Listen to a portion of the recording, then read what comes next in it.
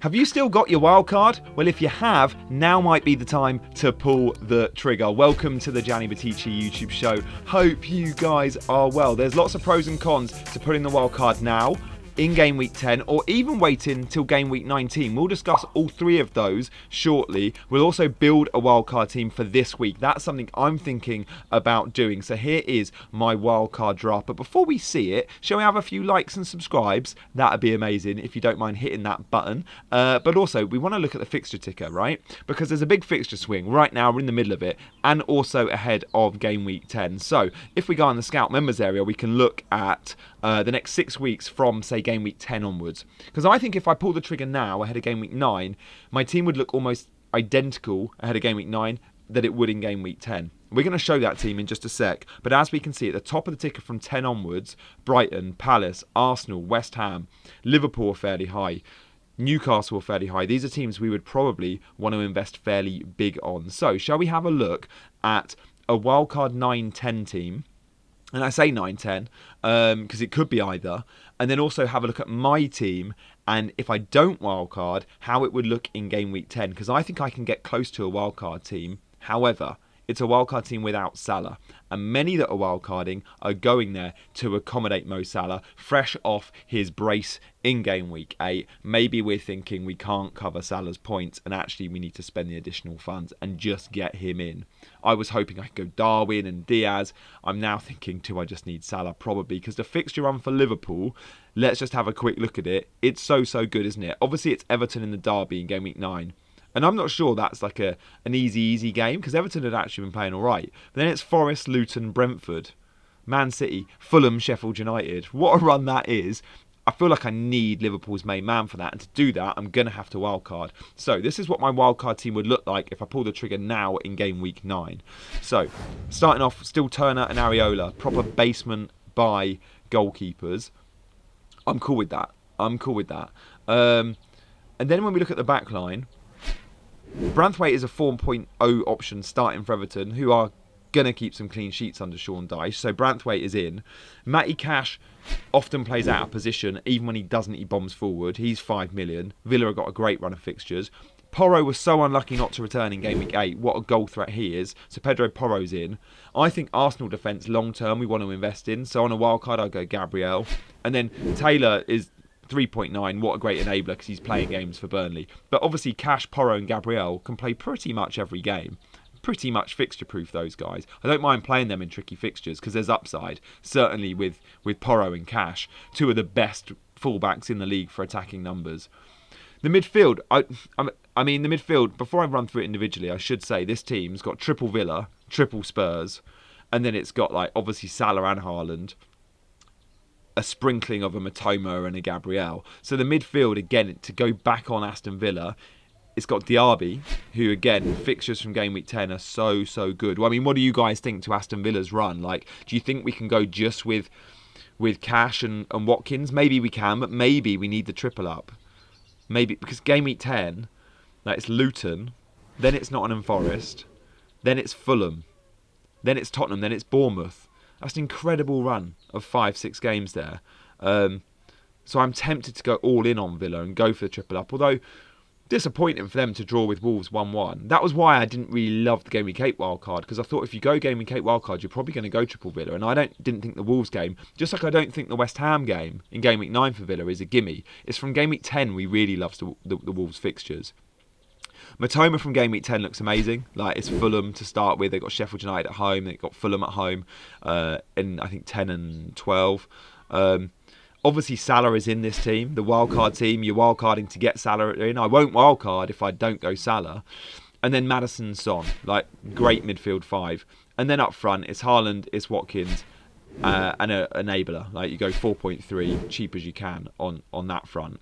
So, do we like this team in game week 9? Yeah. How much of it would we change for game week 10? None. I'm pretty much building it for the next 5-6 game weeks, and with the fixtures in mind, I think this game week this wildcard is relevant for game week 9 and 10.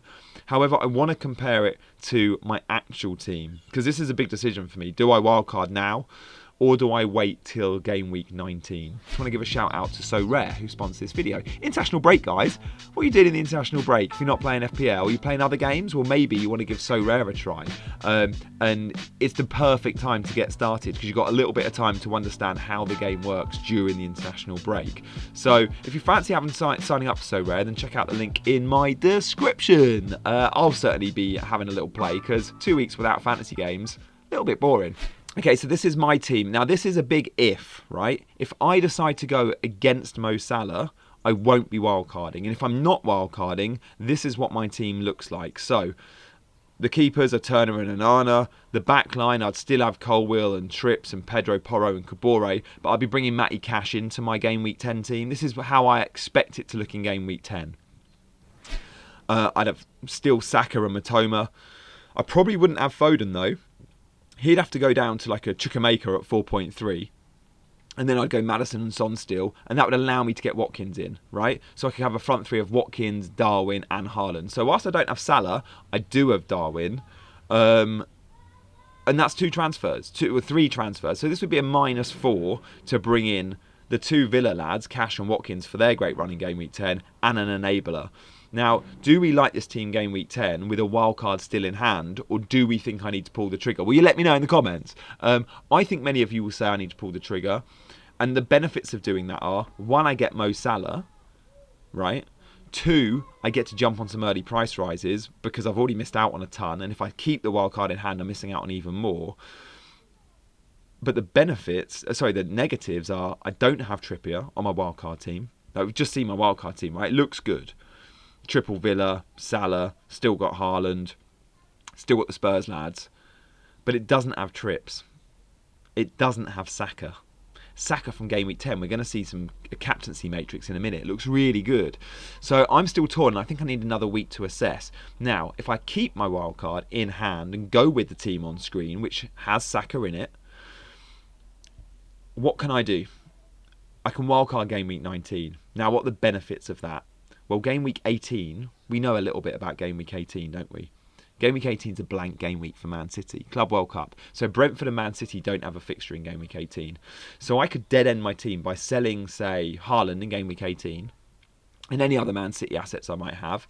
And then I wildcard in Game Week 19 to not only bring Haaland back, right, but to make sure I've got triple City for what will probably be a double game week in Game Week 20 for them. Shall we have a look at the fixture ticker? So again, this was on the Scout members area. I went all the way, deleted all the columns until Game Week 19, and then I've gone, let's look at the next 6-7 game weeks from then. And we can see on that ticker, firstly, there's some teams that I don't have much coverage up really high. So Brighton and Man United, if I was to wildcard Game Week 19, I could go double Brighton, double Man United, maybe more, if they're playing well and I like the look of them then. I can go triple Man City, who would have Everton, and then a double of Sheffield United at home, Game Week 20, and very likely Man City, Brentford could be moved to Game Week 20. Now, if it is Sheffield United and Brentford for Man City in a double, I could have De Bruyne by then. I could go triple City attack, whatever. I could go Diaz for a short-term punt. So I quite like the idea of holding it, but it does mean I go without Salah for Game Week 10 onwards. So it's a big compromise. I'm still not sure what I'm going to do. If I wildcard Game Week 19, I can make sure I've got a good bench. We're going to be going into double game week season and bench boosting and stuff like that. So for the second half of the season, having a good bench is worth it. For the first half of the season, it's not. So there's loads of positives to waiting. But the biggest negative to waiting is going without Mo Salah. So to help me make that decision, I want to look at captaincy. So shall we have a little look at the captaincy matrix over the next, I don't know, should we do the next 7 weeks, right? So, or 8 weeks. So from Game Week 10 all the way through to Game Week 17. So we'll do an 8-week sample size, and let's compare the 4 obvious captaincy candidates in that time. So the main man from Liverpool, Arsenal, Man City and Spurs. So we're going to do Salah, Saka, Haaland and Son. And let's pick out the best captaincy option for all of those weeks. And if the answer is the best captaincy option for all those weeks is Mo Salah for 4 of them or 5 of them, you need him in your team, right? I'm not sure he will be. And I think if you own Saka, you've got some good options too. Pretty much, in brief, a summary is a wildcard team has no Trippier and no Saka. Boo. But it does have Salah. a non-wildcard team can keep Trippier and Saka, but won't have Salah. I don't know, because Saka's such a good asset. That's if you want the Spurs lads and Watkins and Haaland. You could say you just have Saka and Salah, Gianni. So let's do the captaincy matrix. So look, game week 10, for me, Saka's got the best fixture. He's got Sheffield United at home. Although Salah does have Forest at home. Haaland goes to United. Son goes to Palace. Right, so Saka currently perhaps the best fixture so far. Game week 11, Haaland's got the best fixture. He's got Bournemouth at home. Although Salah does have Luton away. Game week 12, Saka again has the best fixture. He's got Burnley at home. Salah goes to Brentford. Haaland goes to Chelsea. Son goes to Wolves. Again, I do like home advantage for captaincy, guys. In game week 13, I look at Son, probably the best asset, because Salah's got a tricky fixture, so Saka and Haaland, but Son has Villa at home. Again, no gimme. 13's a bit of a tricky one. Game week 14, though, back to Mo Salah. Fulham at home is one of the top 3-4 fixtures you could wish for. Probably home fixtures against Bournemouth, Sheffield United, Burnley, Luton and Fulham. They're the 5 best fixtures you could wish for. Game week 15, again, Salah's got Sheffield United away, although Saka does go to Luton. Game week 16, Haaland goes to Luton. And game week 17, Haaland has Crystal Palace at home. So again, to summarise, like, the next 8 weeks, I think Salah's probably the best captaincy option twice. Saka twice. Haaland 3 times. So I go with that. Haaland's scary. And Son maybe once. But there's not much in it. There's not a huge amount in it for all of them. So I look at it and think, do I need Salah in terms of captaincy? No, probably not. Because the weeks I'd go Salah, 14 and 15, I could go, say, Saka has Wolves and Saka has Luton in those 2 weeks. Don't need him for captaincy, but do I need him for goals and FPL points? Maybe I do. Am I ready to make that call in game week 9 during the international break? Probably not. And I think my team in game week 9 looks quite good. And if I'm dead ending into a wildcard, I want to have fun and do a nice 1 week punt. Do I think I'll wildcard game week 10, however? I think, yeah, there's a good chance. There's a good chance I'll feel the need to go Salah and build that team. And every week there's a new shiny toy. In game week 8, no one expected to be wildcarding, feel the need to wildcard or bring Ollie Watkins in, but he went and got 20 plus points. Again, game week 9, something will happen and you'll go, oh, that game week 10 wildcard actually does look different to the game week 9 wildcard. So shall we just have a quick refresh of what that wildcard team looks like? So let's go back to the first team I showed you today. And guys, thank you so much for hitting the like button. It really does help, like, the algorithm. So hit the like during the international break. That'd be amazing, guys. Thank you. So this is my wildcard team. No Trippier, no Saka. Could I get Saka in? Yeah, I could probably find a way. It also doesn't have a West Ham player, and someone like Jarrod Bowen is on my mind, right? So that Maddison spot could be up for grabs, right? Spurs have just had their best 2 fixtures by game week 10. They'd have played Luton, they'd have played Fulham. Maybe I don't need triple Spurs. Maybe I could even drop Porro, but I could maybe drop Son or Maddison as well and go Bowen, or find a way of one of those Spurs spots becoming Saka. Again, that's massively on my mind. And maybe, again, that's another benefit to not going in 9, but to going in 10. Because in game week 9, I think you want triple Spurs. What else could I see changing? A way of accommodating Trippier? Maybe. Like, he's just conceded 2 goals against West Ham. He still comes out with, 6 points? Still gets 2 bonus points and an assist. Trippier is a bonus point beast, and he's just performed so well in the last 4 or 5 weeks. I struggle to part with him and Saka. The other question is, do I need to go all in on triple Aston Villa? Like, do I need Diaby and Watkins as well as Cash? I think Diaby could go to try and make way. But it looks like a good team. Am I ready to go to this team yet? No. The goalkeeper situation is also one just worth noting. Again, a lot of the reason why I've stumbled on wildcard is I've still not set my goalkeepers. At the moment, I've got Onana and Turner. Again, Onana's got a good fixture in game week 9. So's Turner. But game week 10... yeah, maybe that's time to jump off. Could I go for Raya? Maybe. 4.8 for an Arsenal set and forget. Maybe I go Raya and then I don't need Gabriel and I can go to a cheaper defender or whatever. It's fluid, it's flexible, but the key cogs of this wild card are Salah would have to be there, Son would have to be there, Haaland would have to be there, as would Watkins and I think Cash, and definitely Arsenal defence. So they're the key cogs, and I don't have a lot of those players.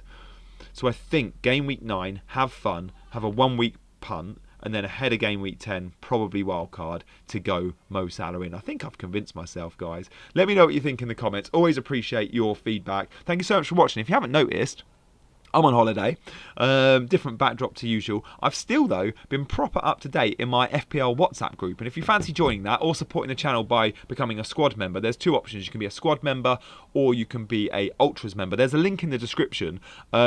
If you become a squad member, I'll prioritise all your comments. If you become an Ultras member, then you're in the FPL WhatsApp group, which includes world number 1 from last year, winner of FPL, Ali Hangarov. It's active, it's buzzing every day. Give it a go. There's a link in the description if you fancy signing up. But thank you so much for watching. Enjoy the international break. I'm going to England versus Italy, so wish me luck at Wembley. Still don't know if I'm going to wear my Italy shirt because I'm sitting with the England fans. But for now, guys, go well, and I'll see you very soon.